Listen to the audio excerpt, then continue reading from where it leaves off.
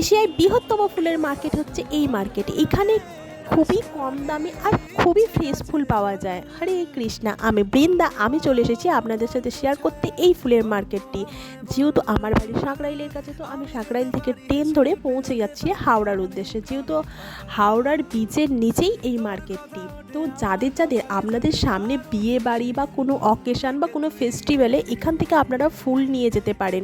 কারণ এখানে অনেক কম দামে আপনি অনেক ফুলও কিনতে পারবেন, আর এখানে পুরো ফুলগুলো ফ্রেশ। যারা কিন্তু পাইকারি বাজার করে তারা কিন্তু এখান থেকেই কিনে নিয়ে যেয়ে বিক্রি করে। তো আমরা ব্রিজ দিয়ে হাঁটছিলাম, ব্রিজ দিয়ে হাঁটতে কিন্তু ভীষণ সুন্দর লাগছে, ভিউটা ছিল ভীষণ সুন্দর আর ভিড়টাও সেই পরিমাণ ছিল। কারণ আমরা যেই টাইমটায় গিয়েছিলাম সেই টাইমটায় কিন্তু মার্কেটে ভীষণ পরিমাণ ভিড় ছিল। চলুন আপনাদের সাথে আমি সেটাও শেয়ার করব যে এখানটা দেখুন, ভিড় দেখুন প্রচণ্ড পরিমাণ। এটা কিন্তু অনেকটা বড়, আর তখন ভীষণ পরিমাণ ভিড়টাও ছিল।